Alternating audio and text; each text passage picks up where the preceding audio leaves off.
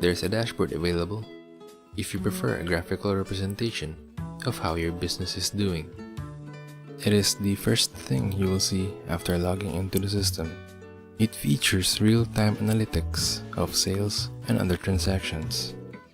These are the sales per category, inventory reorder report, comparative sales, and sales versus cost monitoring. You can view 3 reports at a time.